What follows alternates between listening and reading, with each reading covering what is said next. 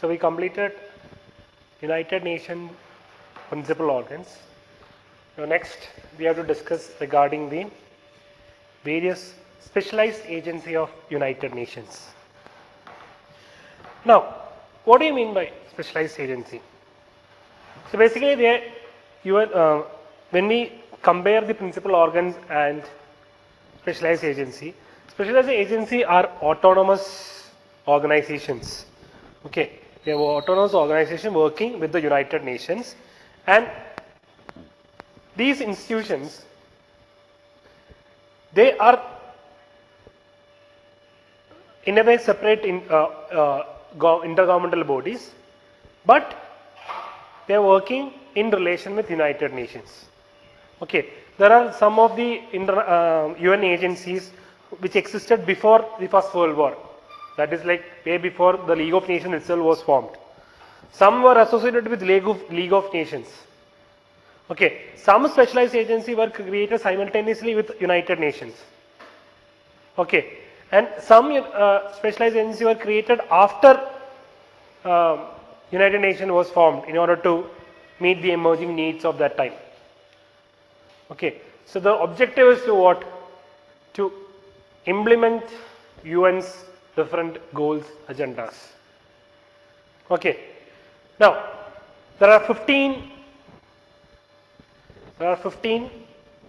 specialized agency, UN specialized agency. So we'll have to discuss about all the 15 specialized agency.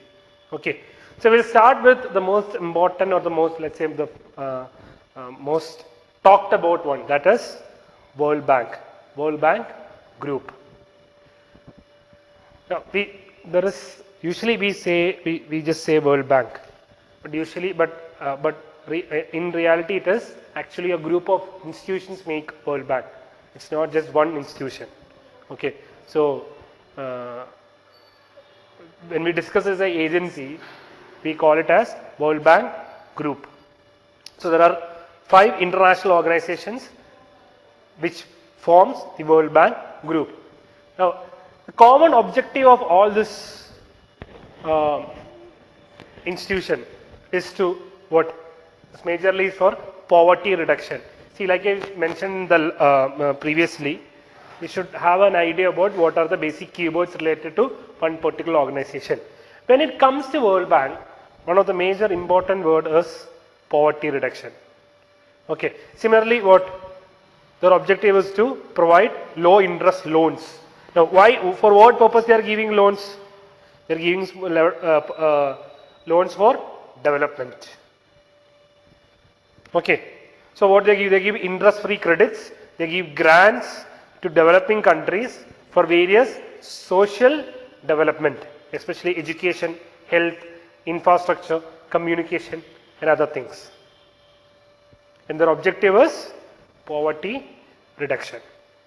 Okay, so like we mentioned, it's a group. There are majorly 5 organizations. Okay, that we call as World Bank Group. The most important one or the primary one is IBRD. That is the International Bank for Reconstruction and Development. 1945. It was formed in 1945. This was the first institution. Okay, IBRD, International Bank for Reconstruction and Development. Then there is IDA, International Development Association. It was formed in 1960. International Development Association. Then the third one is IFC, International Finance Corporation. It was formed in 1956. International Finance Corporation. Then there is MIGA, that is Multilateral Investment Guarantee Agency. Multilateral Investment Guarantee Agency, 1988. Okay, this is the last institution which was formed under World Bank Group. Then there is ICSID, International Center for Settlement of Investment Disputes. This was formed in 1966. So these 5 institutions form World Bank Group. Okay, when we call World Bank, it is primarily these 2 institutions. Okay, when we say World Bank, the World Bank means two institutions, that is IBRD and IDA. When it is World Bank Group, it is 5 institutions. Okay. So World Bank, when we say World Bank, it is these 2 institutions.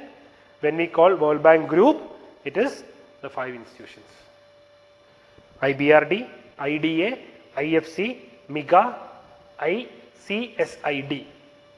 Okay. Now, general information regarding World Bank. Headquarters, Washington. Okay. I already mentioned IBRD and IDA are collectively known as World Bank. Now, their major objective is to provide loans to countries for capital programs for development. Okay. Now, when was IBRD created? It was created in the famous Bretton Woods Conference, 1944. We call the famous duo as the Bretton Woods twins. Who all are Bretton Woods twins? IBRD or World Bank plus IMF. They are called as Bretton Woods twins. There is Fortaleza twins. Fortaleza twins. We'll discuss. We'll come to it. Fortaleza twins is related to what? Okay. So now in this all 5-member group, the foundation or the most important institution is IBRD. Okay. So if you look into the evolution of IBRD, this IBRD was started as a developmental bank to implement European reconstruction after Second World War. The major objective of IBRD before was European reconstruction. Now, after European reconstruction was done, IBRD decided to expand its scope throughout the world to bring development and poverty reduction. Okay. Now, if a country wants to become a World Bank member, then the first that country need to join IMF. So, the membership to IMF is kind of a prerequisite to become a member in World Bank. Okay. The membership to World Bank is only given when that particular country is a member of IMF first. Okay. So, you need to become a member of IMF first, then you become a member of World Bank or IMRD. Sorry. IBRD. Okay. Now, we have 189 members right now. The last country to join World Bank or IMF was Nauru. Okay, it's a small Micronesian country and it's a Pacific island. Okay, small Pacific island. Nauru was the last country to join IMF and World Bank. Okay. Now, when we discuss World Bank, the governance structure of World Bank is basically done by the Board of Governors. Okay. The Board of Governors is considered to be ultimate policy makers of the World Bank. There are different regions of the world, different countries will have representative, and this body is known as Board of Governors. Okay. Now, when we discuss World Bank Group as specialized agency, it's actually IBRD, IFC and IDA. The first 3 institutions are specialized agency. The rest, ICSID and MIGA are not specialized agency, but they are part of World Bank Group. When we discuss as specialized agency, these 3 enjoys the status of specialized agency. The other 2 are part of World Bank Group, but they don't enjoy UN specialized agency status. In this 3 itself, these 2 are known as what we commonly call as World Bank. Okay. Now, even though all the 5, all of them are together called as World Bank Group, all the 5 institutions have their own country membership, governing boards and articles. Okay. So, even though they have independent existence, but at the same time they work together. Okay. But if you want to become member of any of this, you have to become the member of IBRD first. If you want to become the member of IBRD first, you have to become the member of IMF first. So IMF, IBRD, then the rest of the institutions. Keep that, keep this order in your mind. Okay. Now, we'll discuss basic details about the each institution. So, first is IBRD. IBRD is called as the world's largest development bank. It is called as the world's largest development bank. Okay. Now, the major purpose is what? They are a global development cooperative. There are 189 members. It was, like I already mentioned, it's created after 1944 for European reconstruction. And what are the major functions?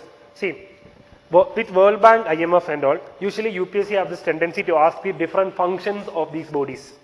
So you need to be thorough about what are the different functions. Okay. For example, World Bank, their mission is providing loans. Sorry, to be specific, IBRD, loans, guarantees, risk management products, and advisory service to middle income countries and credit worthy low income countries. See, we'll discuss IDA and IFC, then you'll have more clarity. IBRD give loans and other services to a set of countries. Which are those set of countries? Middle income countries and credit worthy low income countries. Okay, for what purpose they'll give? For development, especially education, health, communication, etc. Okay. Now, IBRD generally they only finances sovereign governments. IBRD provide funds only to sovereign governments, and that too directly. They don't give to any private institutions. They'll fund only government, sovereign government bodies. Okay. And also for IBRD they raises their funds majorly through world's financial markets. They list bonds. Okay, IBRD issues bonds and they list in various exchanges. Okay, when people buy this bond, they get money, and that they use this money to what? Service different development projects across the world. Okay. So this is about IBRD. The next is IDA, International Developmental Association. Now, when I mentioned IBRD, I told you that they serve the interest of majorly the middle income countries.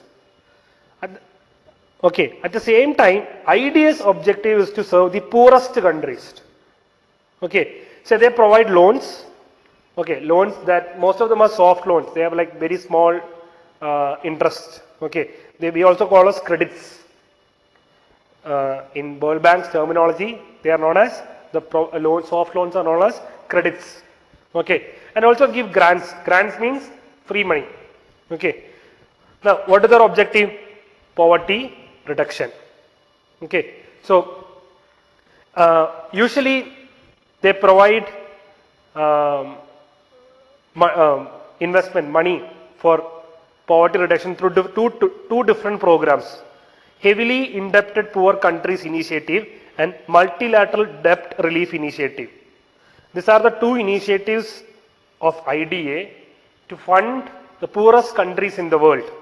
Okay, to boost economic growth, reduce inequalities and improve people's living conditions.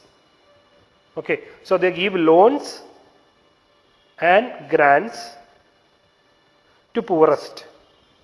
Two initiatives. See, UPSC can ask something like this: multilateral debt relief initiative is related to which organization?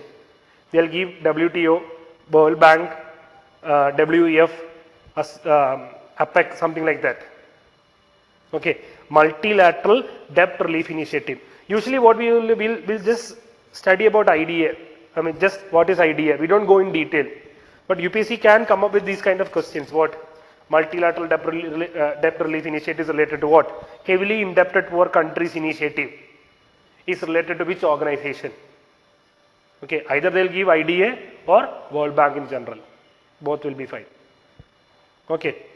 Then next is IFC. Now, till now I discussed IBRD and IDA. Both of them are related to they are related to funding for governments, for sovereign governments. Okay, now we come to IFC. IFC is International Finance Corporation. Now, they are established in 1956. Now, even though IFC is part of World Bank Group, IFC's existence is as a separate legal entity. Okay. Now, if you want to be an IFC member, then you have to be member of the World Bank. World Bank means IBRD and IDA. Then only you can become the member of IFC. Now, keep this in your mind very clearly. The purpose of International Finance Corporation, IFC, is what? They are focused on private sector in developing countries. IFC is the largest global developmental institution focused exclusively. They don't fund to government. IBRD fund only to government. IFC fund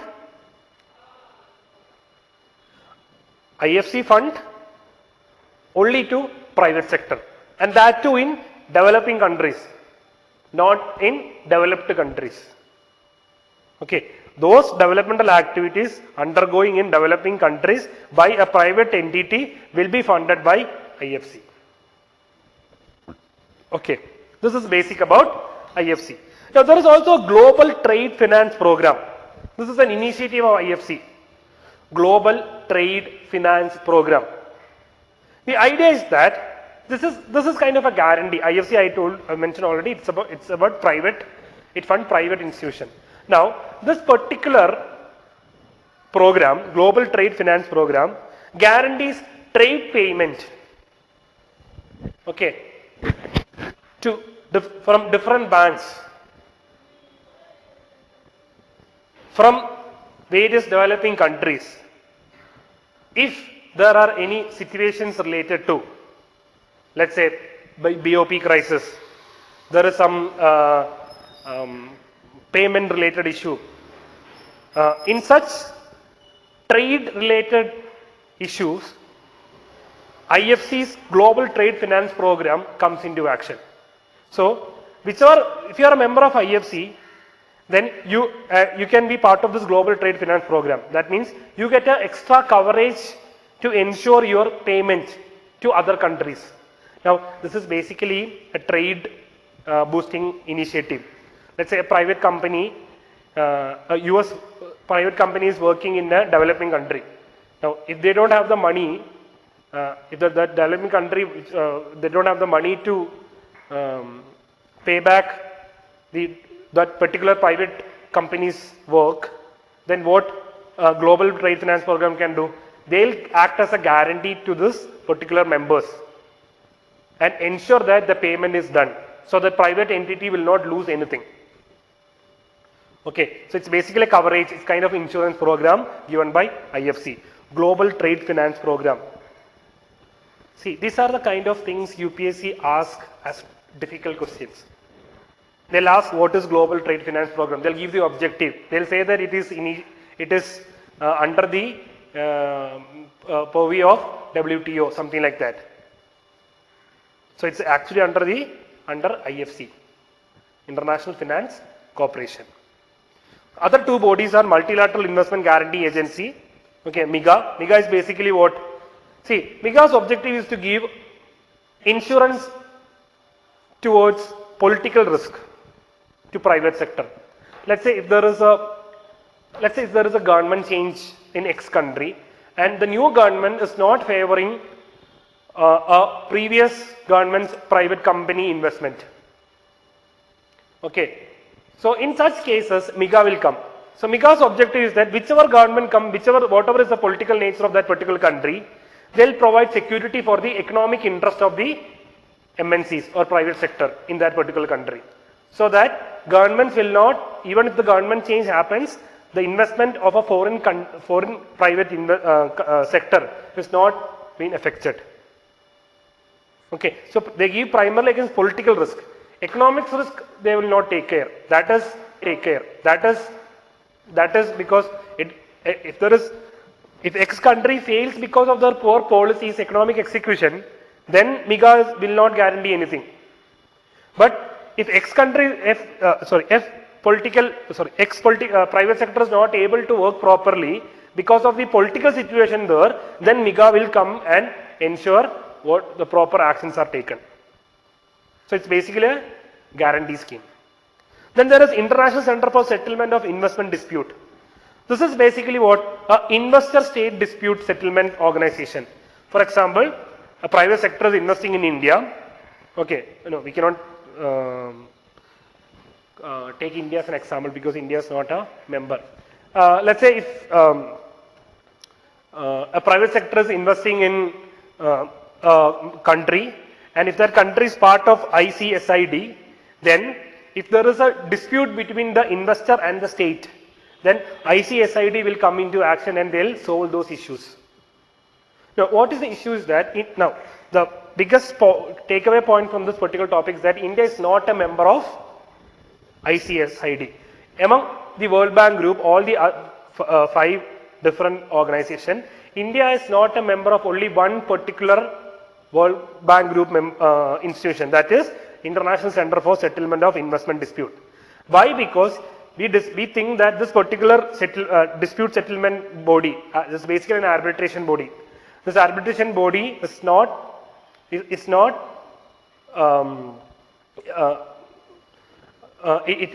not favoring India's interest.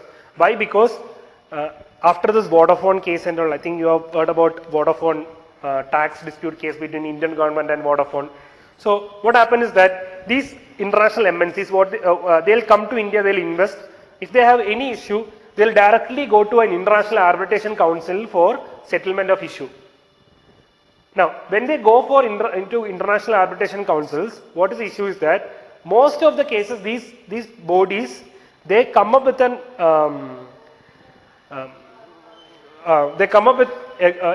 agreements which favors the private sector. So most of the time the sovereign nations lose in such cases. Even Vodafone case also, India had to pay a lot of tax back to Vodafone. So on the other hand, India believes that all the disputes, even the tax disputes, should be first settled inside the country. If there is no proper settlement inside the country, then only we should go to a international platform. Why? Because most of the international platforms are skewed towards Western countries or Western MNCs. So because of that, India is not part of International Center for Settlement of Investment Dispute. So this is a very important factor. Please keep in mind, out of all the 5 all the 5 organs of World Bank groups, only in International Center for Settlement of Investment Disputes, India is not a member. In all the other 4, India is a member. Okay, so this is basically what is an investor state dispute settlement body, arbitration body. Okay. Now, I told you that IBRD and IDA, they focus more on sovereign nations. At the same time, IFC, MIGA and ICSID, the major focus is on private sector. Private sector in where? Developing countries. Okay. What they'll do is that they'll give assistance, they'll give finance, technical assistance, political risk insurance, settlement of dispute to private enterprises, including financial institutions. So their objective is to promote private investment in developing nations that will ensure poverty reduction and development. That is how World Bank Group work. Okay. So in general, the aim of World Bank is to end extreme poverty. Now, UPSC sometimes asks objectives, and if there are some numbers inside that objective, they try to play with that. They change those numbers. Okay. For example, World Bank clearly says that their objective is to end extreme poverty, reducing share of global population that lives in the extreme poverty to 3% by 2030. Extreme poverty to 3% by 2030. Sometimes they will give, instead of 3, they will give 30%. Okay, UPSC nowadays they are doing such things. They are like changing the numbers. But remember one thing, if UPSC is changing numbers, they change in a big way. They don't change like 5 to 6. They won't change like that. They won't change in small numbers. They'll add zeros or they'll reduce zeros. So always a change will be in a considerable amount. Okay, 3 they will make 30. Okay. Second is promote shared prosperity by increasing the income of poorest 40% of people in every country. To increase the income of poorest by 40%. So in this particular topic, what you have to remember is 3% by 2030 they will reduce the extreme poverty. They will increase the income by 40% of the people in every country. Okay. See, again, these are the things which you need to focus. And there is also provide sustainable development. That is also an objective of World Bank. Okay. Now, there is, in general, when we analyze what World Bank is doing, basically they are trying, their objective is to bring development. But the idea is to bring development through global trade. Okay. So see the statement, all decisions of World Bank will be guided to the promotion of foreign investment and international trade and to facilitation of capital investment. See, actually, when you think a lot, this particular statement is a little problematic. Why? Because most of these things they discussed is either WTO or let's say IMF. Okay, when we look in the normal perspective. But World Bank, when we analyze their work, whatever work they are doing, their objective is to promote trade, promote development through trade. So that is why they promote foreign investment, they promote international trade and also capital investment. So this is a statement taken from World Bank website itself. So if you see such thing, don't get confused. Okay. Then there is something called International Health Partnership, IHP plus. See, these kind of things, like which looks quite unique. UPSC ask questions on that thing. International Health Partnership is a partnership between WHO and World Bank. Okay, to improve health of citizens of developing countries. Developing countries, so what all things, IHP you have to remember these information, that is WTO, World Bank, developing countries. It's a alliance between WHO and World Bank to promote health of citizens in developing countries. IHP plus, International Health Partnership plus. Okay. Now, another question which usually comes from World Bank is regarding the different reports submitted by World Bank. Okay. Ease of doing business report, Global Economic Prospects report, World Development report, International Debt Statistics report, Global Financial Development report, World Development Indicators, Poverty and Shared Prosperity report. So these are the major reports. I think already Global Economic Prospect was asked and also World Development report was asked previously in previous years. Okay. So ease of doing, once again, ease of doing business, Global Economic Prospects, World Development report, International Debt Statistics, Global Financial Development report, World Development Indicators, Poverty and Shared Prosperity. These are the major reports by World Bank. Okay. Now, next come to the second UN Specialized Agency or part of Bretton Woods Twins, that is IMF, International Monetary Fund. Okay. Similarly, 189 countries. Nauru is the last member. Headquarters is in Washington. Okay. Now, see, when we discuss World Bank, in general, the theme was development, poverty reduction. Okay. I told you, we need to be thorough with the keywords. We need to be thorough with the keywords. Now, when it comes to IMF, see what are the major objectives of IMF? global monetary cooperation, secure financial stability, facilitate international trade, promote high employment and sustainable economic growth, reduce poverty around the world. Okay, so IMF takes more of an economic perspective than development. That's why global monetary cooperation, financial stability securing, employment growth, sustainable economic growth and reduce poverty. If you can achieve all these things, reduce poverty is an automatic result of it. Okay. Now, IMF also came as part of Bretton Woods conference. Okay. Now, the core responsibility of IMF is what? Providing loans. Okay. Now, when we discussed World Bank, we discussed about World Bank giving loans. But that loan is for developmental purpose. IMF does not provide any loans for developmental purpose. They provide loan for one specific thing, that is to meet balance of payment problems. They don't provide loans for developmental activities. They provide loans only for providing, meeting balance of payment problems. Have you heard of this structural adjustment programs? SAP. Structural adjustment programs. Structural adjustment programs are IMF's method of giving loans to provide to deal with BOP crisis in countries. Okay, so IMF does not lend for specific project. They only provide loans for balance of payment crisis.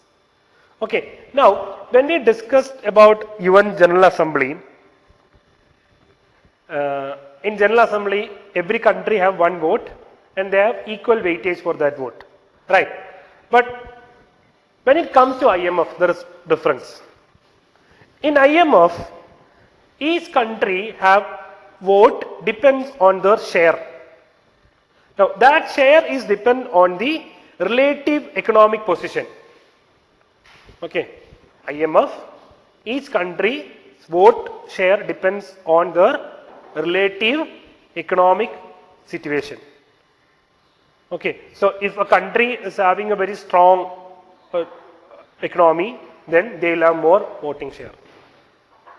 Okay, so when we analyze IMF vote share, currently United States is the largest shareholder, hence largest voting share, followed by Japan, China, Germany, United Kingdom, France, India. India is the 7th, China 3rd, USA 1st. Okay, so remember the order: United States, Japan, China, Germany, UK, France, India. Okay, so this is based on the relative economic share of the countries. Okay, now see, I need to tell you one thing. When we discuss international relations as a current affair, as a IR prelims topic, there are institutions, agreements which are related to economy, environment, etc. Okay, so when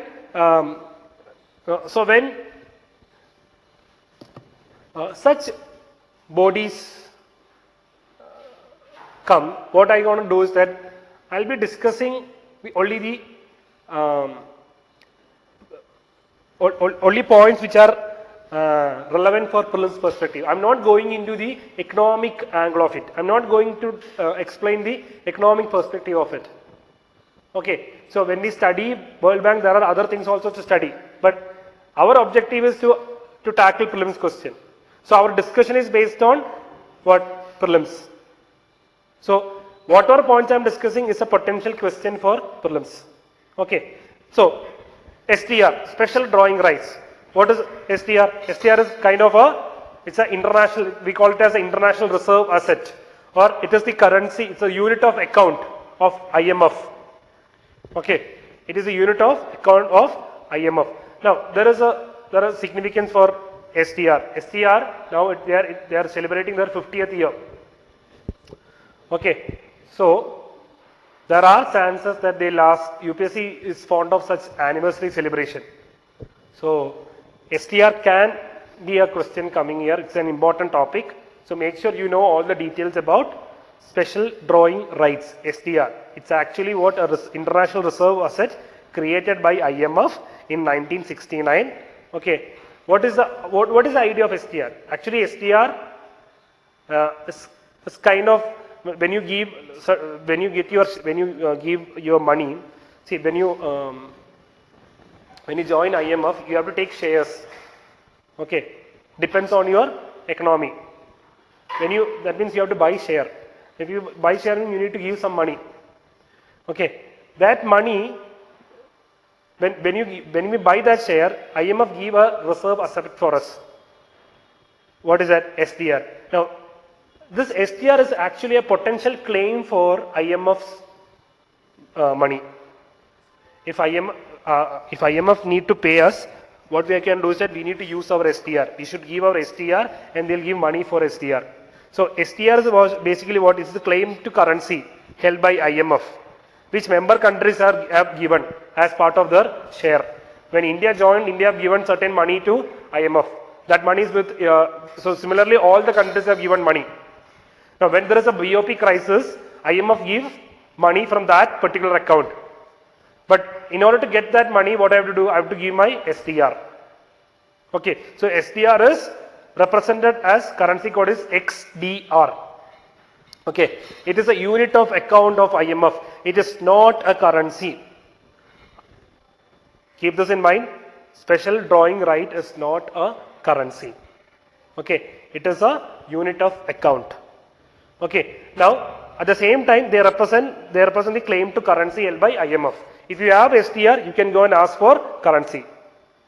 Okay, now one important point is that STR can only be kept with sovereign governments. No private parties can hold STR or use them. Okay, international institutions like private bodies, they cannot use what? STR. Only countries can use SDR. Okay, then, so let's say we have 10 SDR. Now each SDR have value. Okay, that value is decided by a basket of 5 currencies. Which are 5 currencies? US dollar, euro, Chinese yuan, Japanese yen and pound sterling. These are the 5 currency basket which determines the value of STR. Now the relative share of the currency is also in the same order. US dollar have the highest share, euro, then comes Chinese yuan, yen, pound sterling. Okay, the relative share, like when we decide the value of STR, we consider dollar as the most important one, then euro, then Chinese yuan, then yen, then pound sterling. Chinese yuan was recently added. 2016 only Chinese yuan was added. Till that time there was only 4. Now there are 5. Okay. So this is a basket of currencies which decide the value of STR. Okay. Now how IMF help? See, when a country become a IMF member, then that IMF provides surveillance. What kind of surveillance? Surveillance of the economy. See, when in 1991, it was actually IMF told India that, see, there is going to be a BOP crisis, you need to act, you need to do something. Why? Because IMF was giving surveillance, they are providing surveillance and they understood that Indian economy is in a very bad state, they should do something, otherwise there will be a big issue. Similarly, they lent. They lent only for what? Balance of payment difficulties. Okay, and also assistance to countries to meet international payments. Okay, then they also provide technical assistance. Technical assistance to low and middle income countries to improve their economy. See, all this, most of the small countries, low income countries, they have very poor accounting system. Their budgeting, all those things are not up to the mark or not at international level. Now, the way we calculate GDP is also important in deciding the strength of the country. So what IMF does that they'll provide technical services, capacity building to improve our accounting purposes and other things. Okay, they provide technical assistance, monetary and financial policies, fiscal policy management, management of statistical data, economic and financial legislation. Even IMF say that you should come up with a law, FRBM. In India, FRBM was actually initiated when bodies like IMF, they told that India should go for a much better fiscal discipline. Okay. Now, reports of IMF. See, if you are IMF, mostly the questions come either regarding the basic function and objectives of IMF, or the question will be mostly from reports. Okay. So, World Economic Outlook, Global Financial Stability Report and Fiscal Monitor. Three major reports. World Economic Outlook, Global Financial Stability Report and Fiscal Monitor. Okay. Just compare it with World Bank reports. Okay. World Bank, they have more reports. Ease of doing business, global economic prospects, World Development Report, International Debt Statistics, Global Financial Development Report, World Development Indicators, Poverty and Shared Prosperity. See, I mentioned use that the general theme of World Bank is development.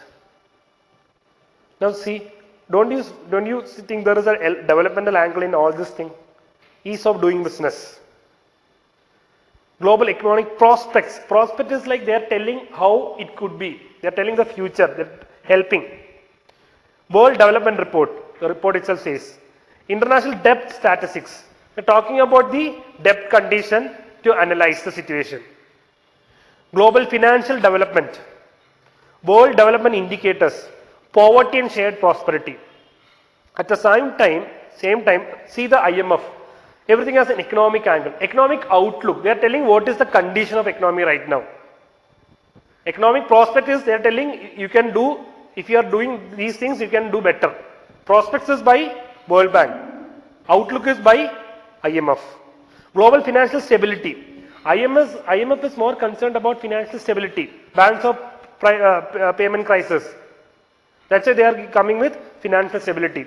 Fiscal monitor. We mentioned that what IMF, they also help in fiscal policy management. That is why the report name is Fiscal Monitor. See, when you study reports and all, you need to compare. Otherwise, it will be confusing because most of the report, they have similar names. There are only small changes. So, try to understand the basic idea of that report. Then you can relate to the concerned organization. Okay. For example, IMF and World Bank. Now, you have to compare it with WTO. Okay. Sorry, WEF. WEF also come up with a lot of reports. So, when you compare and study, you will have an idea which is what. Okay. So, that is about the Bretton Woods twins. So, we discussed about World Bank and 5 different organizations, discussed about different functions of IMF and different reports associated with IMF and World Bank. Clear? Now, third, UN specialized agency, that is International Labour Organization. Now, there is a peculiarity for ILO. ILO is the only tripartite UN agency. Tripartite means there is government, there is employers and there is workers. Usually most of the agencies are intergovernmental in nature. All the interaction happens between governments. Okay. Now this is a body where there is government, the employers representation is there, and also workers. Why? Because it's a labor organization. So to ensure labor welfare, you need employer, you need the government and the labor itself. Okay. So that is why the International Labour Organization is a tripartite agreement between government, employers and workers. Okay. So this was formed in 1919. So that means 100 years. ILO is very important because it is celebrating 100 years of celebration, establishment. Okay. So there are 187 members. See, there are total 193 members, but only 187 are part of ILO.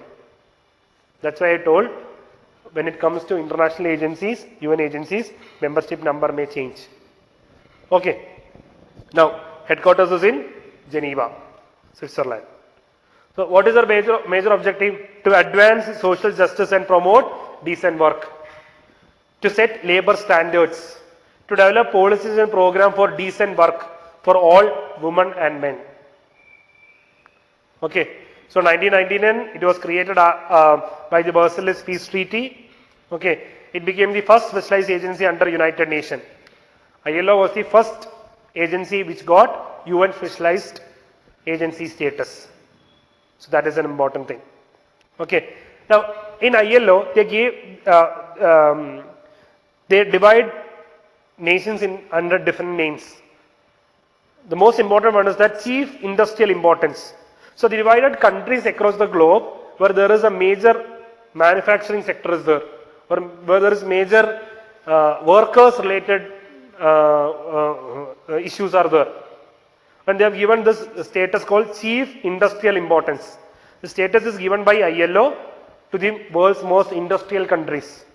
Okay. Now India is one of that country which is designated as chief industrial important country.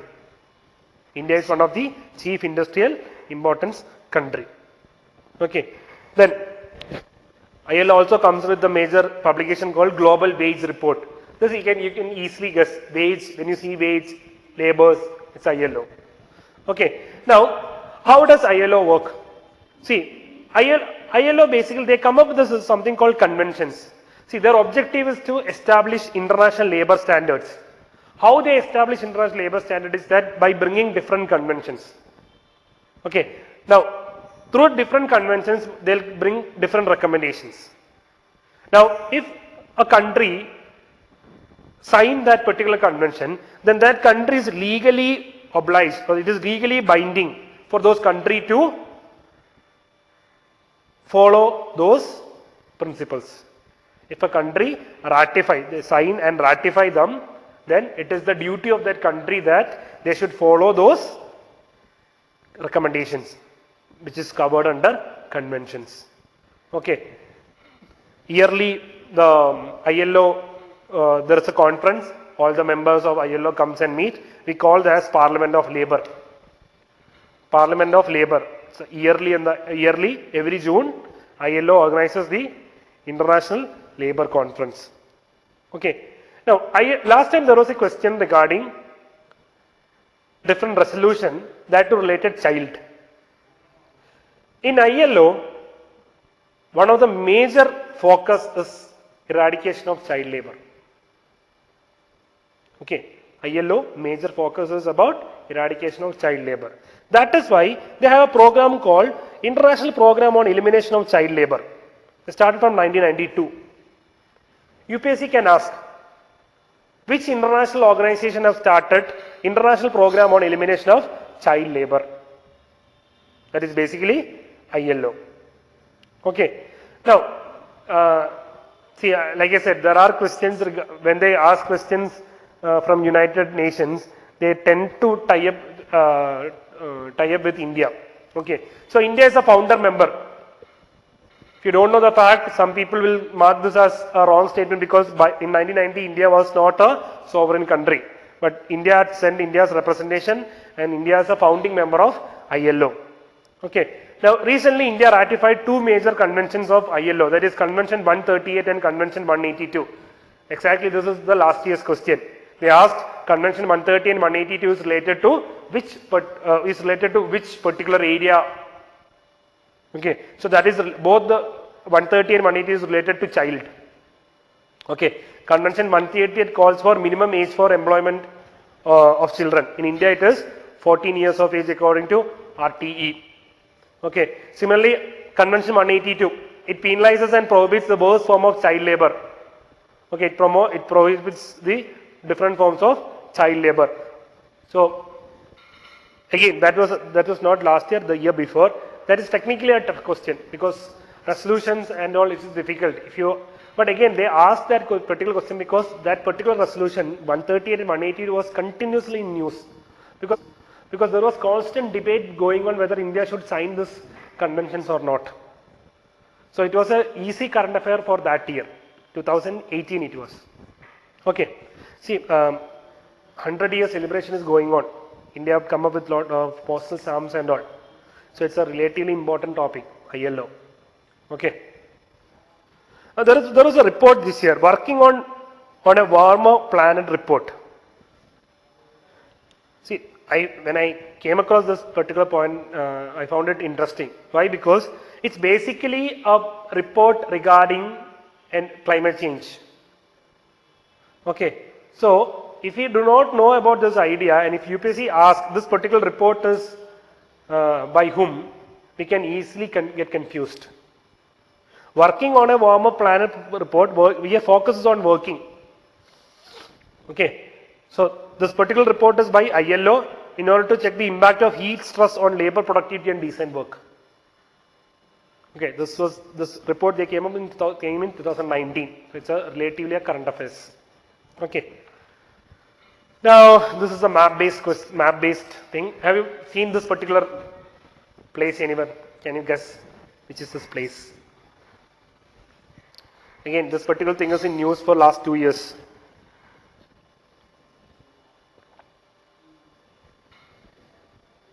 Any idea?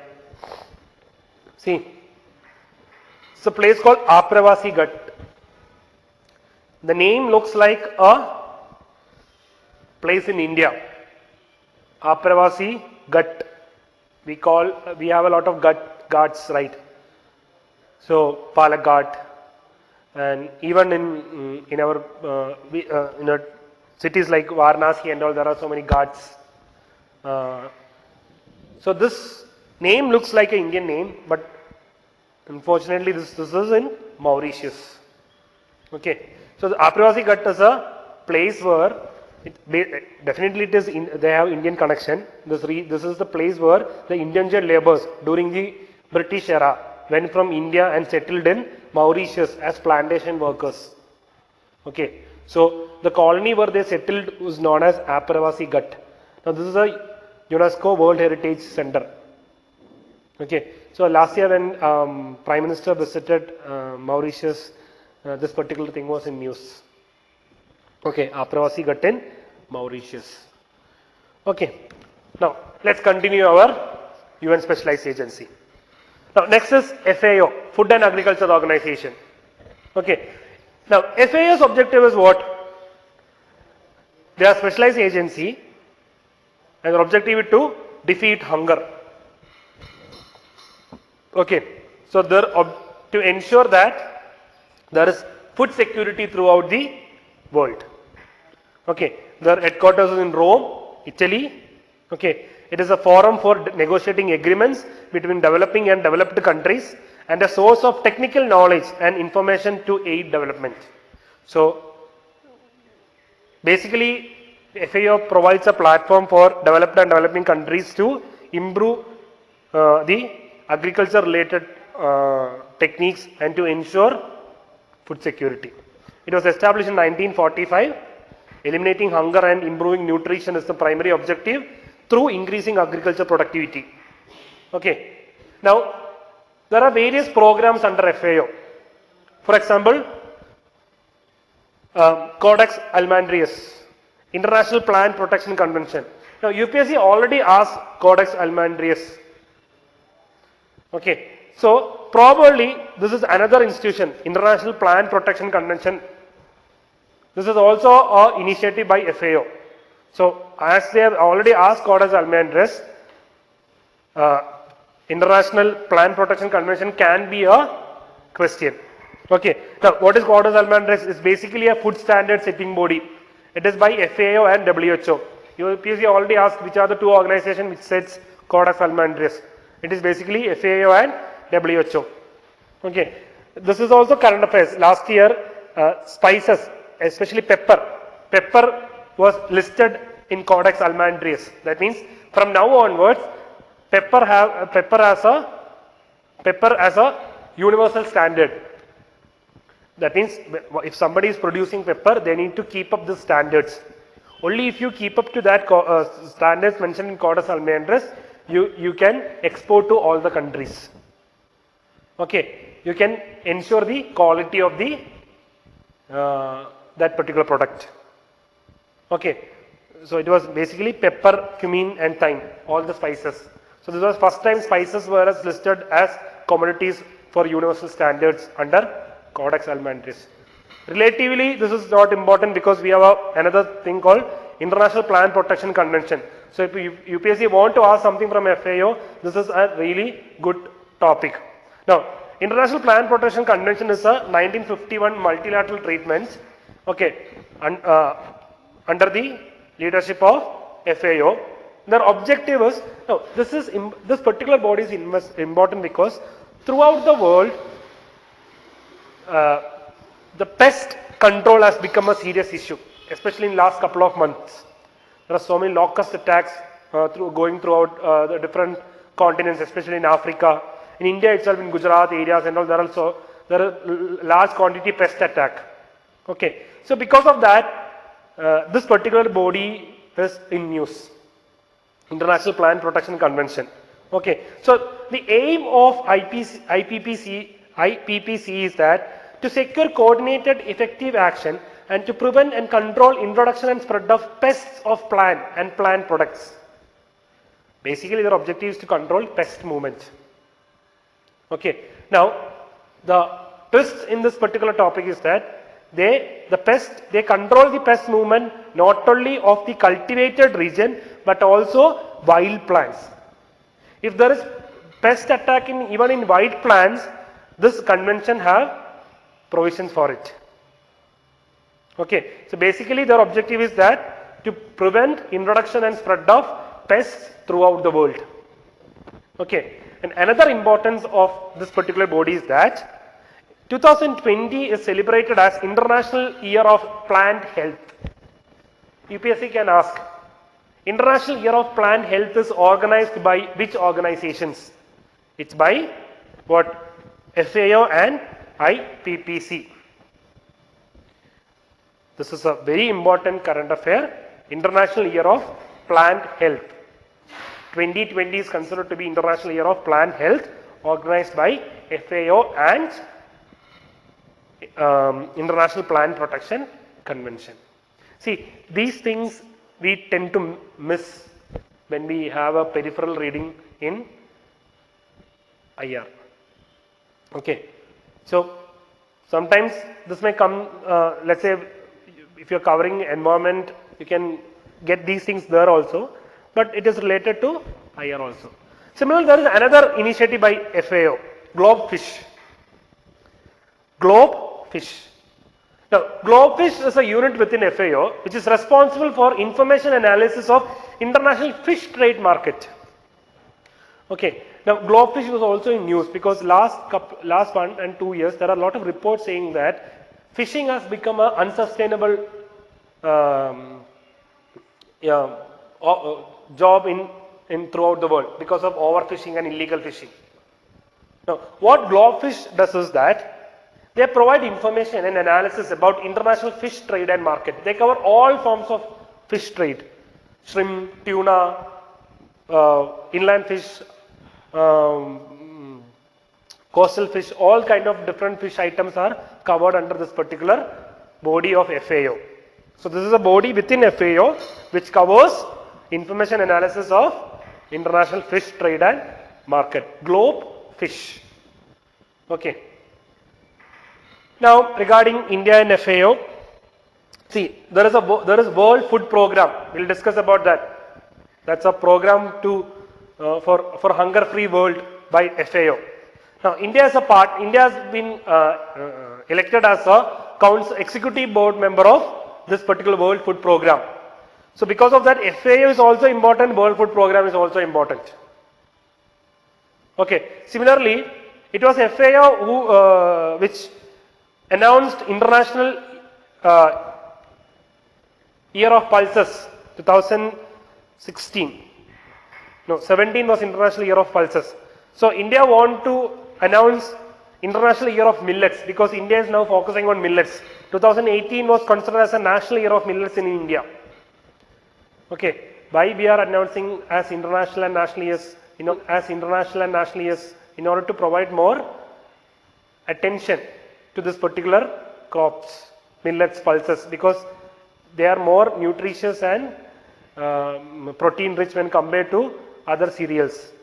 Okay, so India, as part of India's nutritional security program, we are trying to promote pulses, millets, etc. So 2018 we celebrated National Year of Millets. Then we proposed to FAO to declare a specific year as International Year of Millets. Now they decided that what 2023 is going to be International Year of Millets. UPSC can ask questions regarding this international years. See, we discussed about what the International Year of Plant Health, that is 2020. Now there is International Year of Millets, that is 2023. Okay, there was International Year of Pulses, that is 2017. Okay, so this is about FAO. Now let's come to next UN specialized agency, that is UNESCO. Now UNESCO, they asked for this year mains, 2019 mains. Why? Because UNESCO was consistently in news because of US and Israel. They decided to withdraw from UNESCO. Okay, they decided to withdraw from UNESCO, so hence this was constantly in news. That is why UPSC asked UNESCO for mains, so they can ask for prelims also. So what is UNESCO? United Nations Educational, Scientific and Cultural Organization. Okay, the basic idea or philosophy behind UNESCO is that UNESCO aims to use education, science and culture to promote peace. Education, science and culture to promote peace across the world. Now this is a 195 member state country. See, this is a peculiar case. UN officially they have only 193 member countries. But in UNESCO they have 195 countries. Why? Because UNESCO allow non-UN members also to be part of UNESCO. Why? Because they are focusing more on education, science and culture. Okay, so there are some states like Palestine. Okay, they have not, they are not acquired full statehood, but they are also a different cultural entity. Cook Islands. Okay, they are different cultural entity. Okay, so UNESCO have incorporated them also as members. Okay, UNESCO's headquarters is in Paris.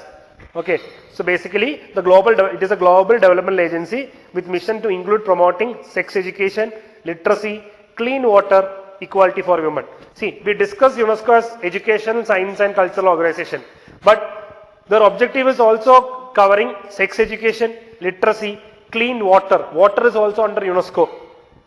Water is also under UNESCO and equality for women. Okay, they also undertake human rights related issue. They also promote human rights, social justice, international security. So the UPSC can ask a statement. The objective of UNESCO is to promote international security and human rights. Okay, if you are thinking in a very plain sense, we say that we can mark that as a wrong statement. But if you broaden our thinking, that is also objective of the UNESCO. UNESCO's objective is to ensure peace and stability through culture, science and education. Okay. Now, we all know UNESCO mostly for UNESCO's World Heritage Mission. It encourages country to protect natural and cultural heritage sites. Okay, we have a lot of World Heritage missions in India. It also have a program called Man and Biosphere. Okay, MAP program. That is majorly for biosphere reserve conservation across the world. Okay, so I think this you will be studying under environment also. What are the different MAP sites in India? What are the different heritage sites in India? Okay. Now, some of the reports by UNESCO. Global Education Monitoring Report. It is by UNESCO. UNESCO is Basically, they deal with education, then they come up with the report called Global Education Monitoring Report. Gender Parity Index. This is a kind of exception. In very rare cases, we'll guess that gender parity index is by UNESCO. Right. So see what the report is basically, the gender parity index is basically a socio-economic index to measure the relative access to education of male and female. That is why it is by, see, even though the name says the gender parity index, they are discussing parity in terms of education. That is why it is by UNESCO. Gender parity index. Okay. Gender parity index is a report by UNESCO in order to measure the relative access to education. Then there is also science report by UNESCO. Then there is World Water Development Report. I told you water comes under UNESCO. So there is a World Water Development Report by UNESCO. World Water Development Report. So education monitoring report, gender parity index, science report and World Water Development Report, all by UNESCO. Okay. Now this particular thing is a program conducted by UNESCO for water conservation. That is World Water Assessment Program. Okay. There are so many programs under this particular World Water Assessment Program in India also. So UPSC have this habit of bringing in asking questions about programs and organizations which nobody have heard about it. But when you go and check about them, they are associated with some major UN agencies or other organizations. So World Water Assessment Program, again, if you don't know the background of this particular organization, I don't think anyone will guess that this is under UNESCO. Okay, so basically it was founded in 2000.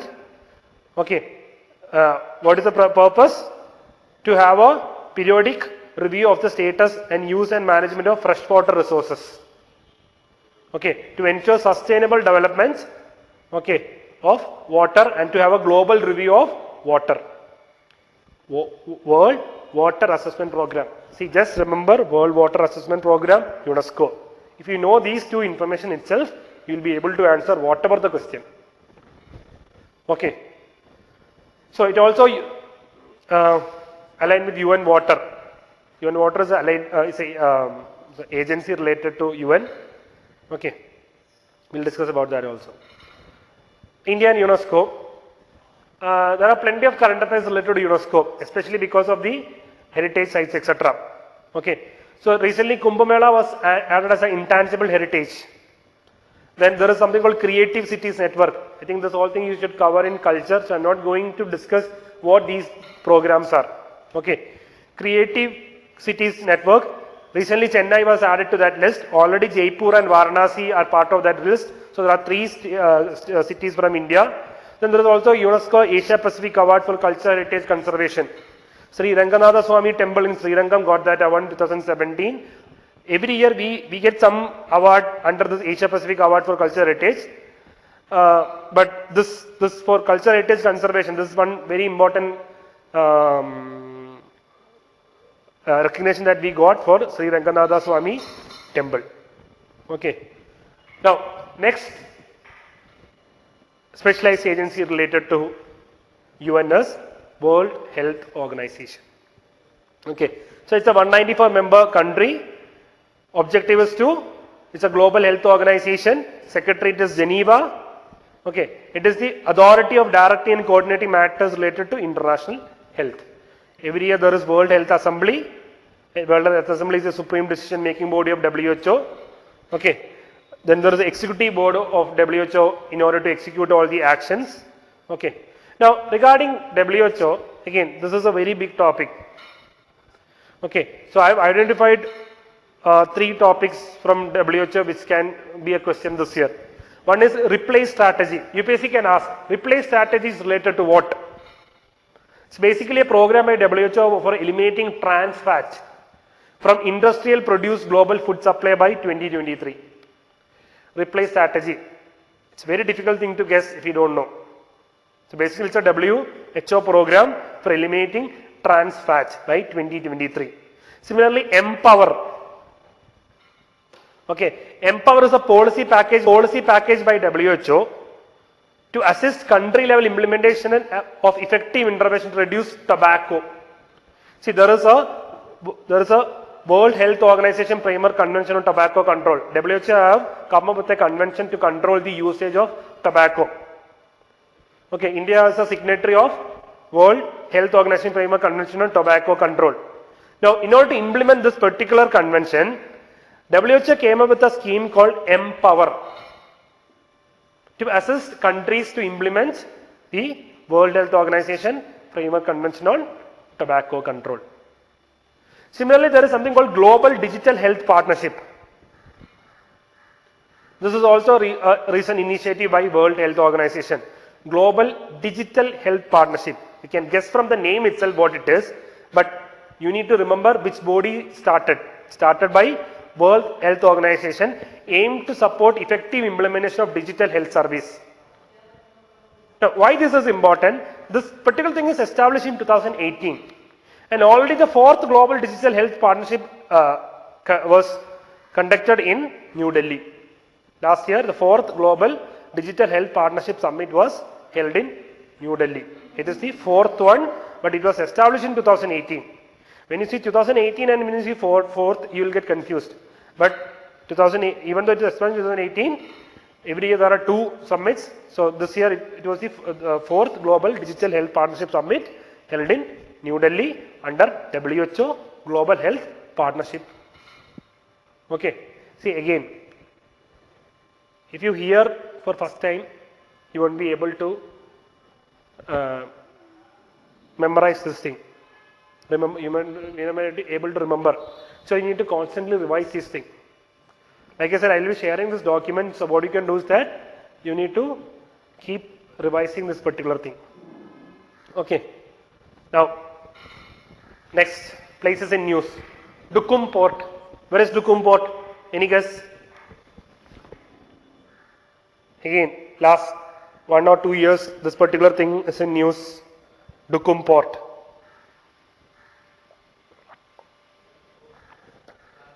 See, Dukum Port was in news because India decided to take up the building of Dukum Port.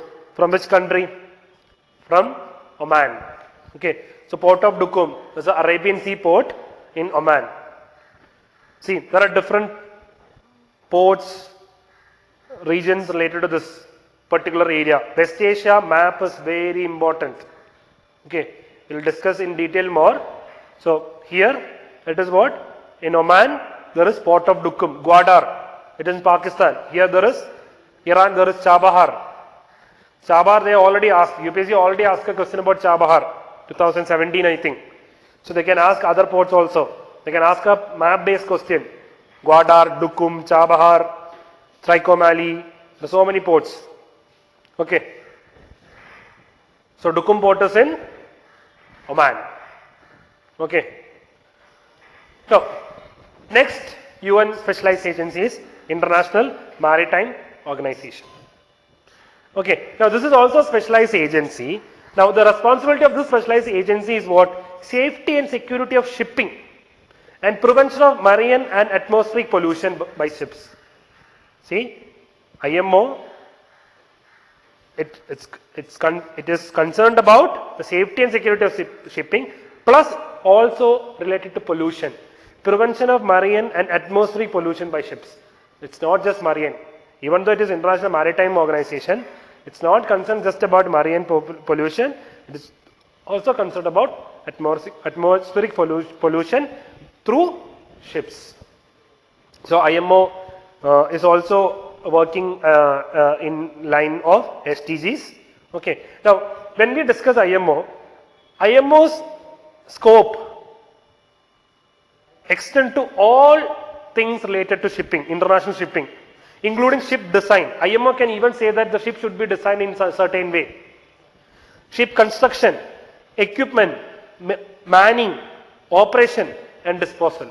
So let's say birth to death of the ship. IMO can control it. From birth to the death of the ship, IMO can control it. Okay. Now, some other features. It is the only UN special agency to have its headquarters in United Kingdom.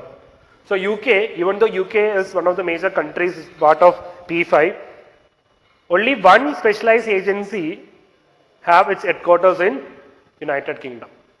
That is International Maritime Organization. Also, it is the first ever international organization exclusively for maritime matters. There are other conventions also before this, but they don't exclusively deal with maritime matters, but IMO exclusively deal with maritime matters. And also, like we said, they also talk about pollution.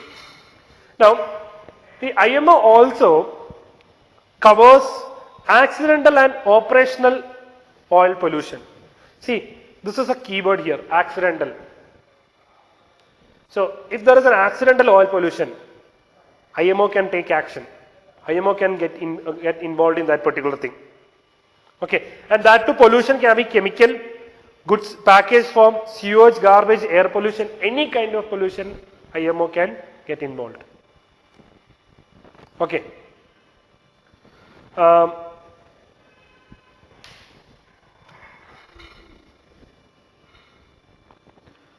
Then there are certain one or two conventions related to IMO, okay, which deals with marine related issues. One is Ballast Water Management Convention.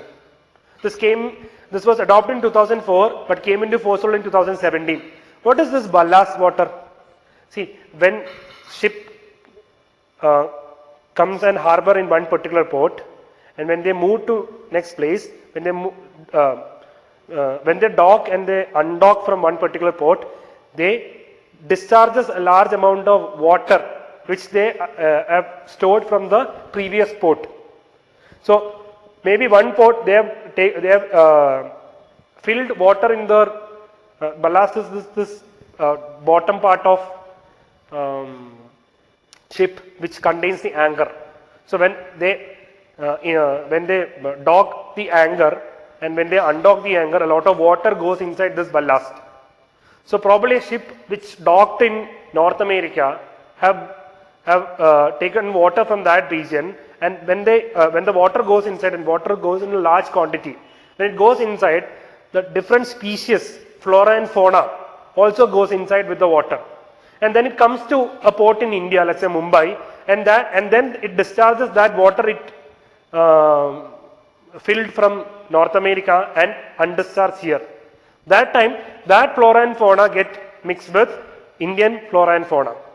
Now, some of those things can be an invasive species and affect the growth of flora and fauna in our coastal region. And also, this is regarding flora and fauna, it also can be pollution. Pollution from that particular sea or ocean can also be transported to other sea and ocean. So, in order to avoid such thing, we came up with Ballast Water Management Convention to prevent the spread of harmful aquatic organs from one region to another. Okay, so this is under IMO. Then there is also Bunker Convention. Bunker means large vessels. Okay, usually large vessels are used to transport oil. Okay, so this particular thing was adopted in 2001, this convention, and came in force in 2008.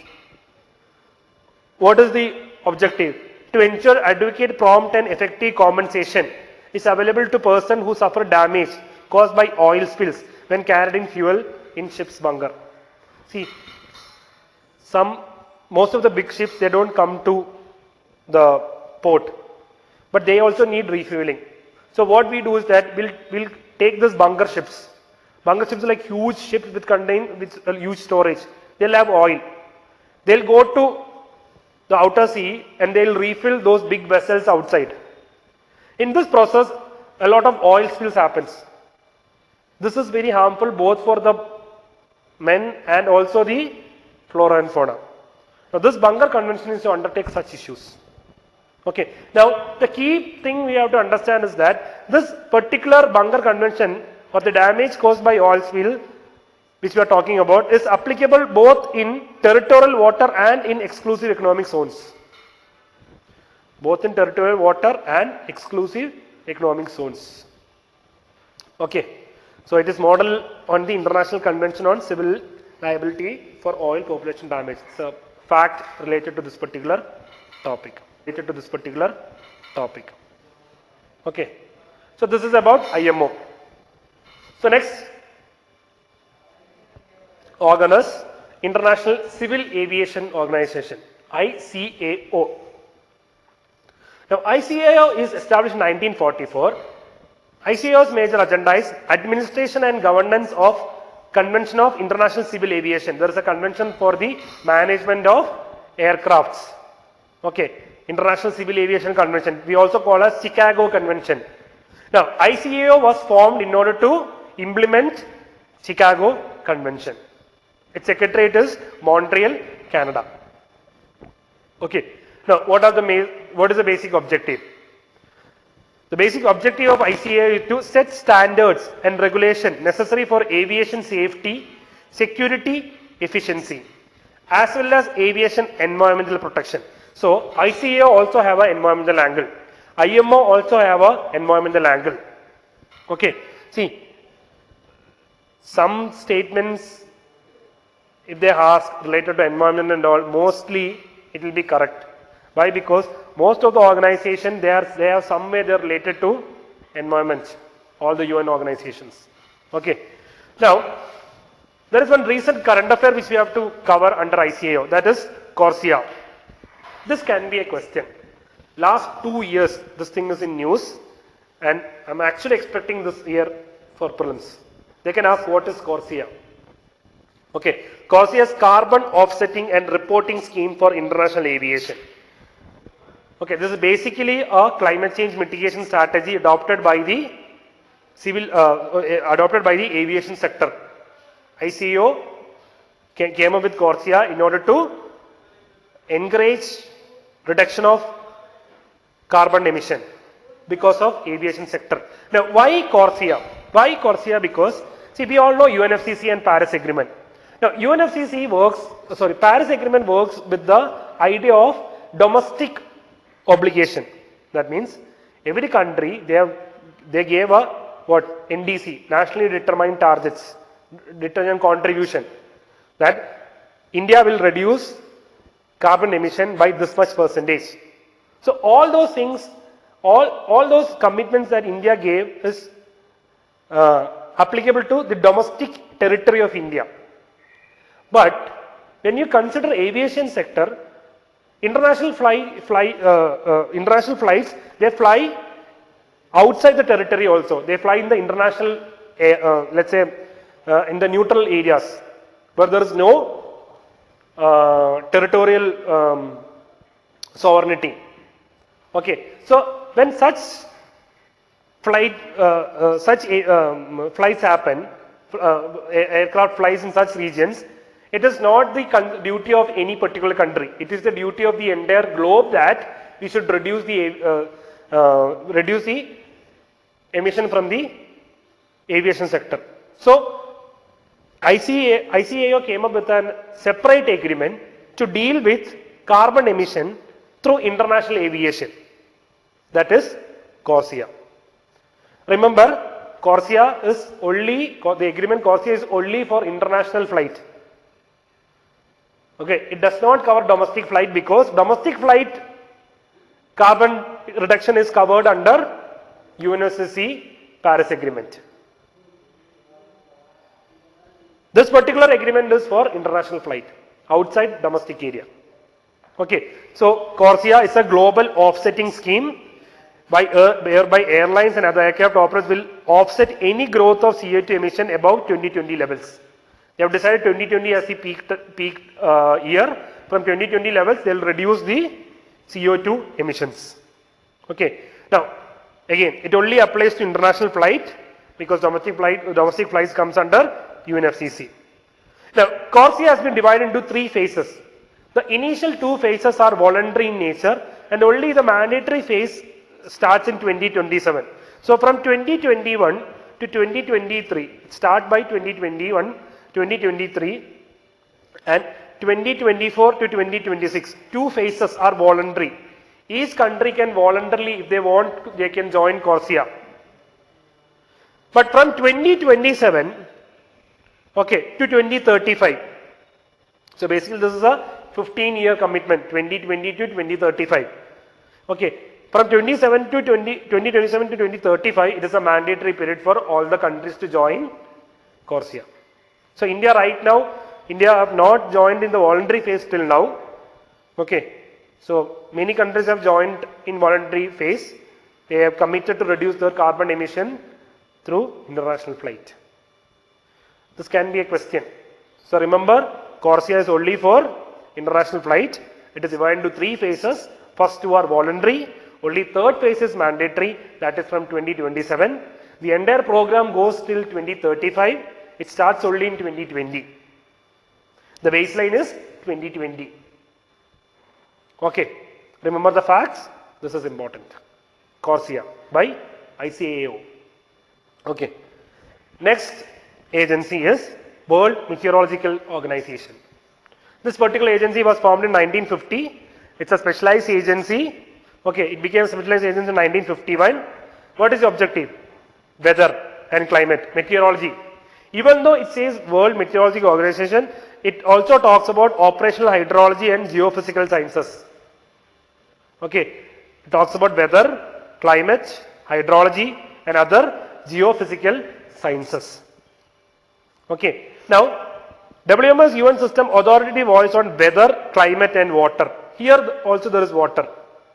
See, we don't have a dedicated UN agency for water. Water is dealt in different areas. When we discussed about UNESCO, we talked about water. Now World Meteorological Organization also talks about water. So what we did was that UN created UN water. What is UN water? UN water is kind of a coordinating body to coordinate the water related initiative of different agencies of UN and to have a common plan. So UN water is a program by UN in order to coordinate the different initiatives of UN agencies and programs. For example, UNESCO, World Meteorological Organization, etc. Okay, Secretariat is in Geneva, Switzerland. Okay. Now, the major function of WMO is to give early warnings and prevent and mitigate disasters. Okay. Now, this thing is an easy guess, but there are some more details. For example, WMO also monitors and forecasts the transport of chemical and oil spills. They monitor the transport of chemical and oil spills because a chemical and oil spill can lead to a disaster. Okay, they are also concerned about what? Nuclear related isotopes transfer. They are concerned about oil spills, forest fires, volcanic ash, haze. Okay, so WMO technically we can say that they are concerned about all different kind of disasters. That's why they are concerned about the transport of chemical and oil spills, nuclear isotopes, etc. Even they also started to prediction concerning locust swarms. See, I talked about the threat of pest. Locust swarms are, it is said that Africa is seeing one of the worst locust attack in this year. So, WMO also predict locust swarms. See, this is if you don't know this particular fact, I don't think, again, this is an easy guess. Okay, locust swarms and WMO, it's very difficult to connect. But keep this in mind, WMO predicts data, concerns related to locust swarms also. Now, WMO also draw world attention toward depletion of ozone layer. Okay, ozone. Then also, the major publication is Greenhouse Gas Bulletin. Then State of Global Climate. 2 major publications by WMO, Greenhouse Gas Bulletin and State of Global Climate. Okay. India and WMO. Recently, the IMD, Indian Meteorological Department, was recognized as Regional Climate Center for entire South Asia. Recently, IMD was selected as the regional climate center for entire South Asian country. That means we have to provide regional climate services to entire South Asian countries. Okay.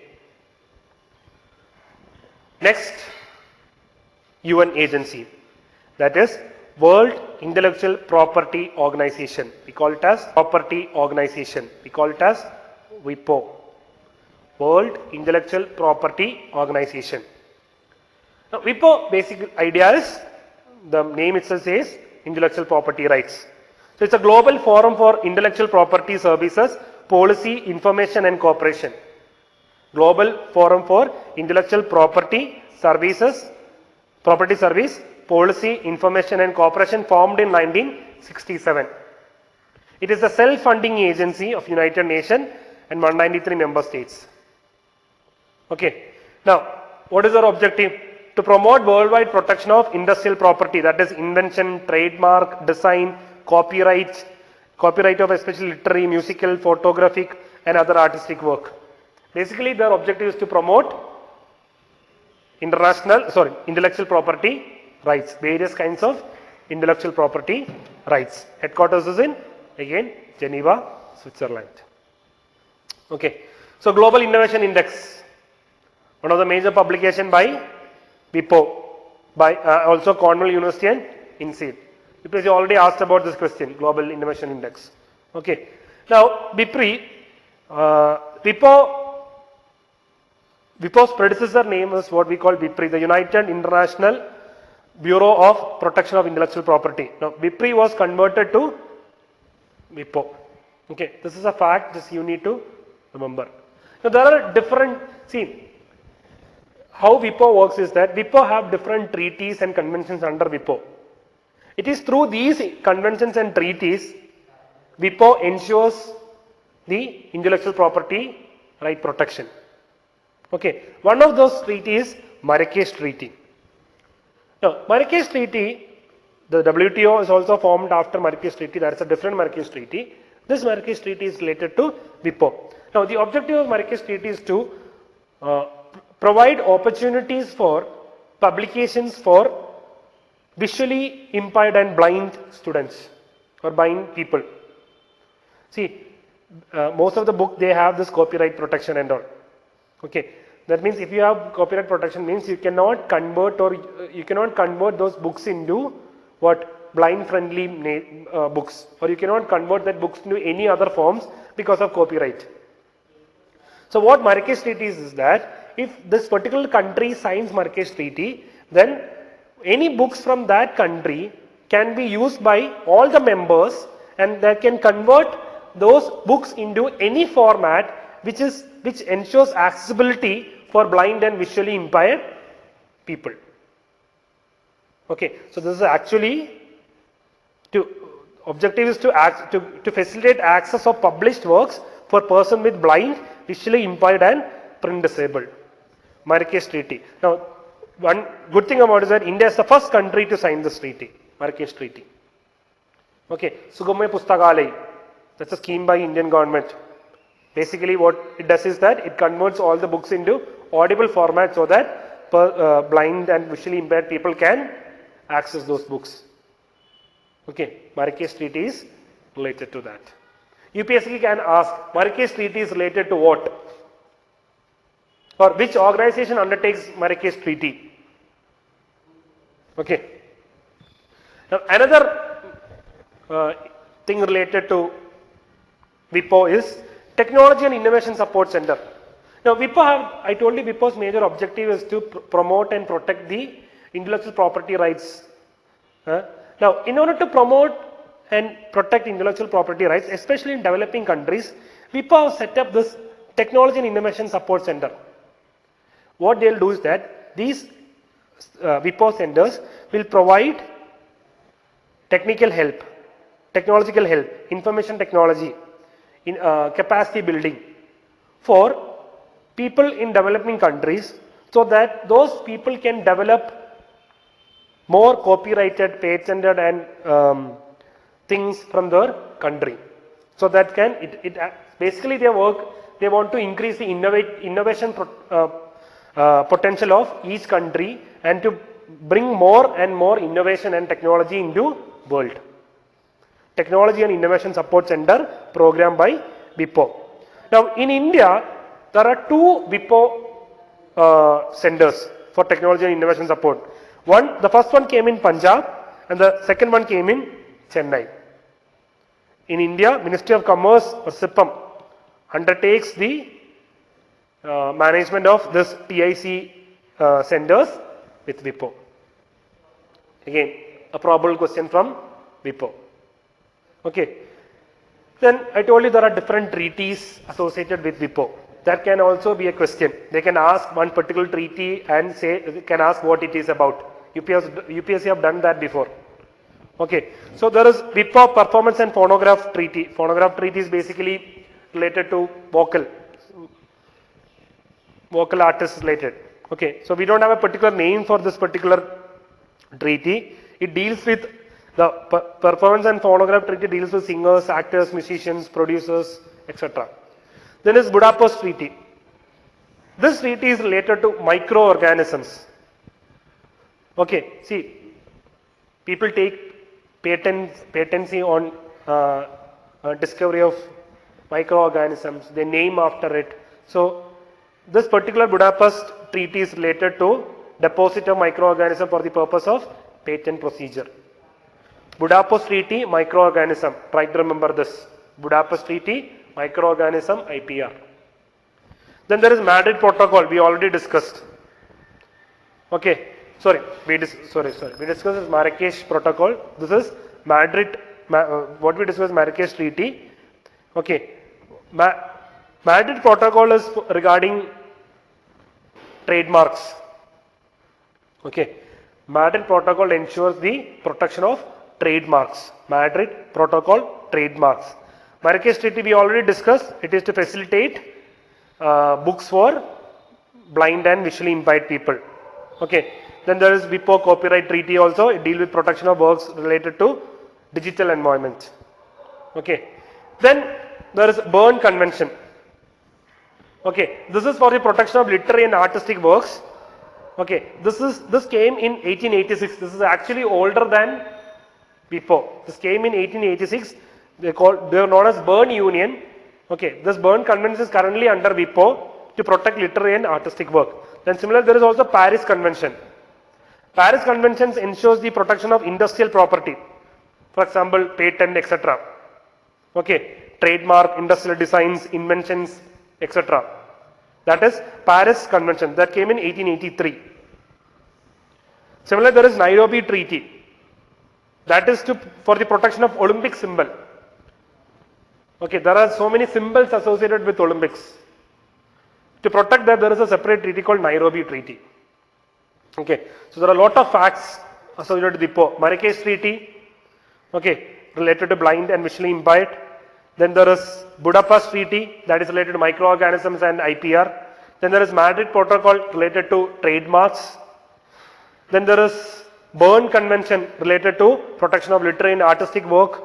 Then there is Paris Convention related to industrial property. Then there is Nairobi Treaty related to protection of Olympic symbol.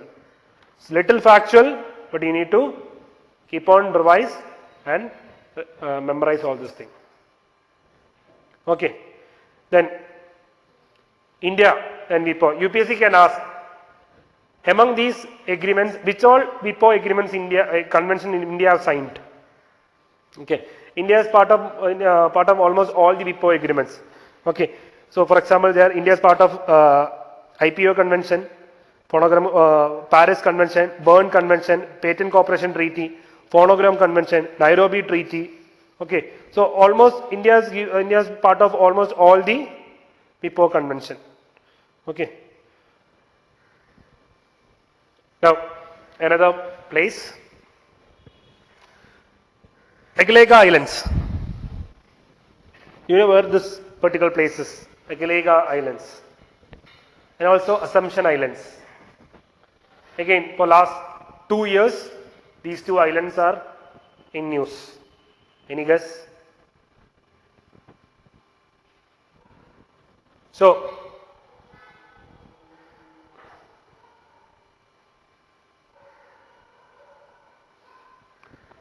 So these two island nations are in Indian Ocean. Okay. Aglega is in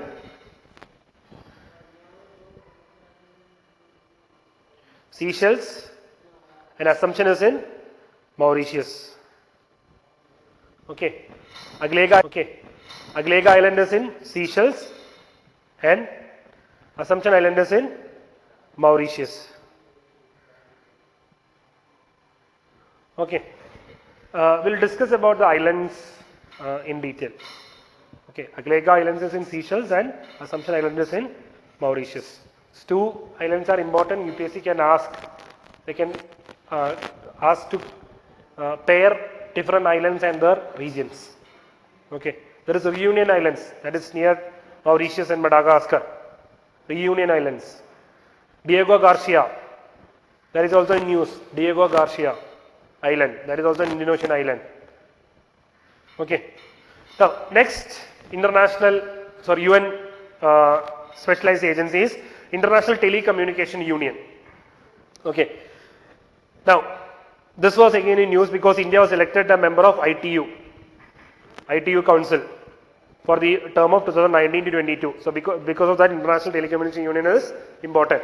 Now, this particular body, International Telecommunication Union, is considered to be the oldest intergovernmental body which became a specialized agency. It was formed in 1865. I told you there are certain agencies which was formed before World War I and later they became the specialized agency. One such example is International Telecommunication Union, and the agency is for to promote information and communication technology. It was founded in 1865. Okay, it is a 193 member state and and the representatives elect the ITU Council. Now, what are the different functions of ITU, International Telecommunication Union? There is capacity building. There is regulatory and market environment for ITU. There is emergency telecommunication.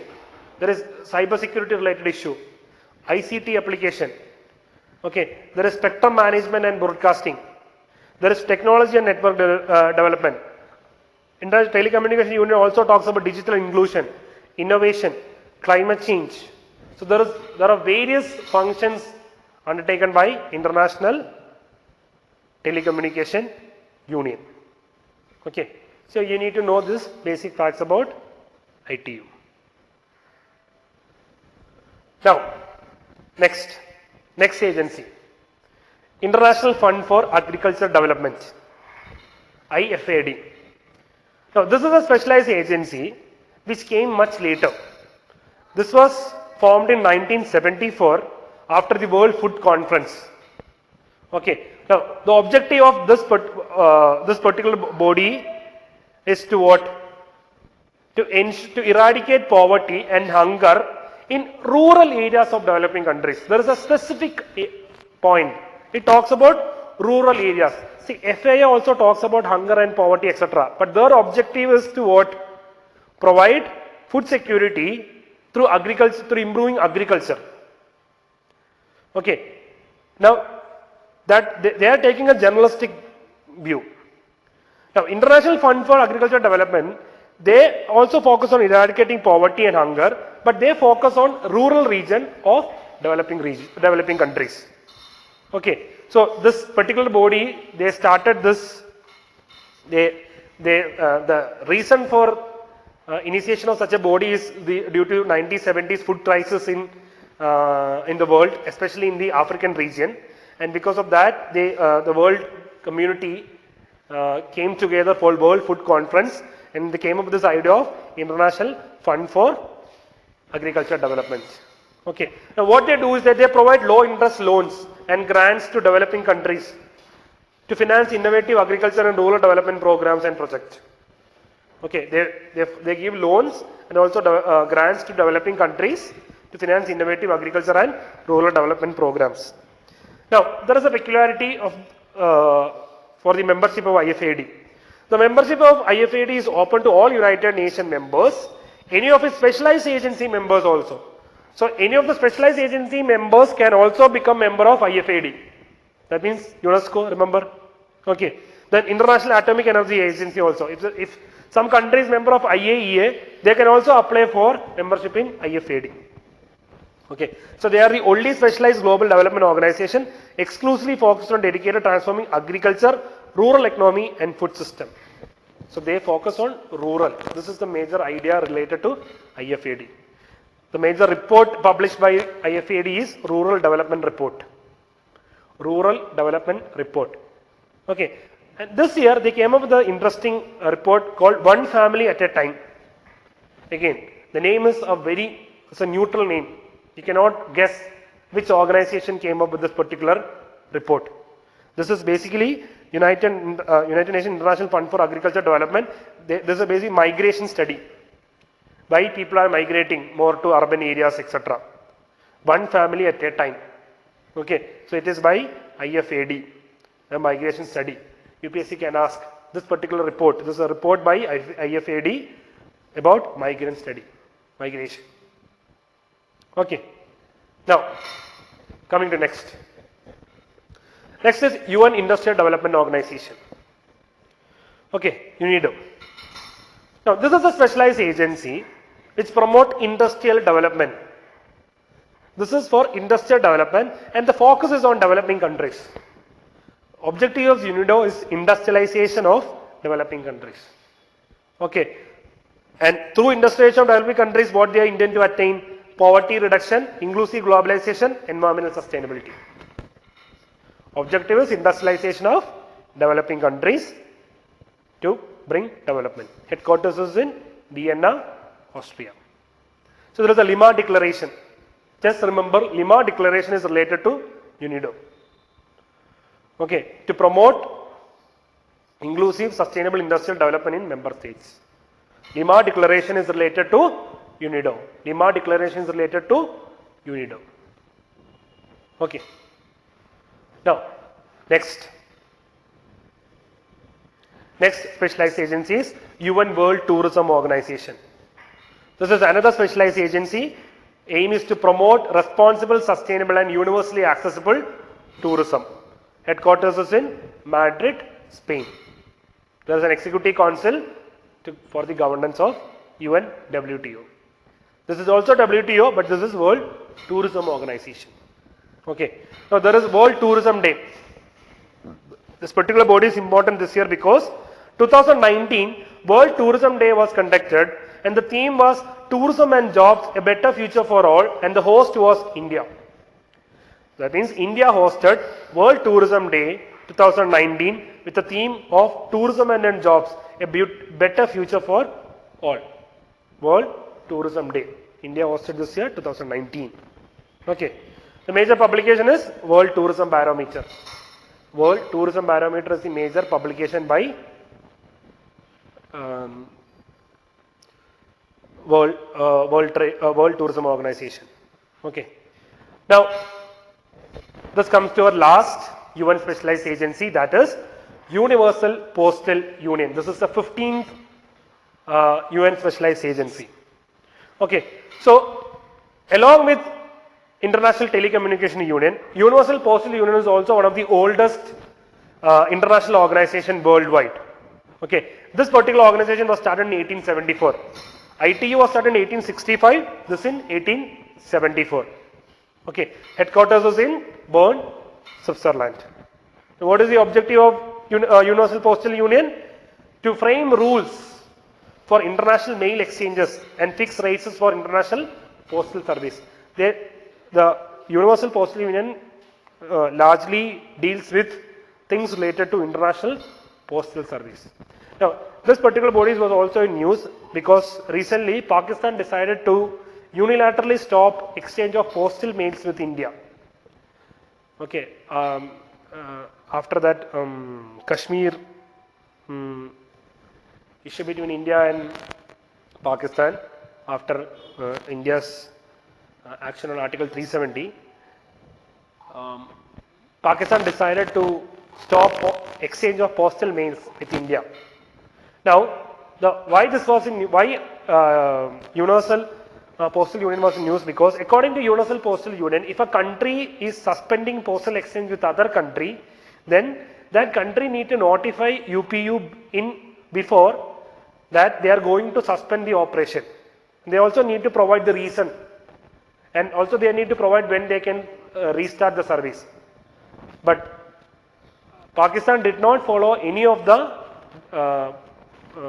policy suggested by Universal Postal Union. Postal Union. Because of that, this particular thing was in news. Okay. So let's revise. What are the different organizations that we discussed? We discussed about FAO. We discussed about International Civil Aviation Organization. We discussed about International Fund for Agriculture Development, International Labour Organization, Maritime Organization, IMF, International Telecommunication Union, UNESCO. We discussed about Industrial Development Organization, World Bank, and 5 organizations related to World Bank. In that 5 itself, we discussed that only 3 is considered to be what? Specialized agency. Then we discussed about World Health Organization, World Intellectual Property Organization, World Meteorological Organization, World Tourism Organization. See, what you have to do is that after completing the lecture, now itself go through the entire 15 UN Specialized Agency once more. While doing that, keep the material also along with you and try to recollect what we discussed in the class. Okay. Again, like I told you before, it's a fact-oriented subject. So you need to put some effort to recollect these things. Okay. So Kirkuk, this is another place in news. You know where it is? Kirkuk. So this is in Iraq. Okay, Kirkuk is in Iraq. See, again, West Asia, they ask, UPSC ask questions. So there are other cities also. Mosul is also in what? Iraq. There is Erbil. There is Baghdad. There is Sulaimania. These all regions are in what? Iraq. Now, why this region was in news? It is because of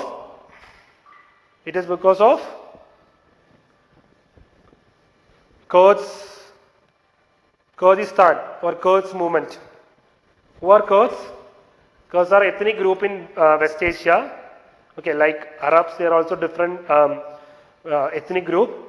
Kurds, they also claim for Kurdistan. Okay, they want to create a separate country for Kurds, and there is a civil war or a rebellion going on against different countries in the region by Kurds to form Kurdistan. Okay, so because of Kurdistan issue, there are most of the places in this region was in news, especially Mosul, Kirkuk, Erbil, etc. Okay, so make sure that you are aware of these regions. Now, this particular map is very important. This is basically about the hot conflict zone of West Asia. See, when we discuss Kurdistan, the countries related to Kurdistan are Turkey, okay, Syria, Iraq, Iran. 4 countries: Turkey, Syria, Iraq, Iran. This yellow marking is what we call Kurds region. Okay, Kurds region. Now, try to have a thorough understanding of the map of this region, because UPSC can ask any city or region from this particular thing, especially Mosul, Erbil, Kirkuk. Okay, and also have an understanding like what are the other neighbor countries. Okay, for example, there is this small region here. Okay, Armenia. There is Armenia here and there is Azerbaijan here. But this small region, this is actually part of Azerbaijan, but it is technically situated in Armenia. Okay, so there is it's a conflict between Armenia and Azerbaijan related to this particular region. Why? Because when USSR controlled this region, when USSR controlled this region, especially Azerbaijan, USSR took control of this particular region also from Armenia. When USSR declined in 1991, Azerbaijan continued to continue the control of this particular region even after repeated issue from Armenia. So right now there is a conflict going between Armenia and Azerbaijan regarding this particular region, and that region is known as Nagorno-Karabakh conflict. That particular conflict is known as Nagorno-Karabakh conflict. Okay, maybe UPSC can ask, Nagorno-Karabakh conflict is related to among which two countries or which region it is. Okay, this is basically in West Asia or in this Eurasian region. Okay, so it is between Azerbaijan and Armenia. So this particular region is inside Armenia, but Azerbaijan is controlling it. Armenia want to take control of the region back. That is what Nagorno-Karabakh conflict. Okay, and also about this region, you need to have a thorough understanding about the littoral states of Caspian Sea. Last year they asked Black Sea, Mediterranean. There is a question regarding this particular region last year, but again UPSC can repeat. Littoral states especially. Okay, so have a thorough understanding of the map. Clear? So we completed the UN specialized agency. So we completed the major chunk of UN, that is UN principal organs and UN specialized agency.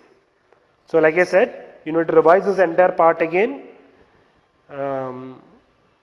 Try to try to revise as much as possible, because then only you'll be able to remember all these things for the exam. Okay, so we'll take a break and we'll continue. There are some more organizations and agreements, something related to UN which we have to discuss. Okay, the topic UN is not over yet. There are some more topics, we'll discuss that.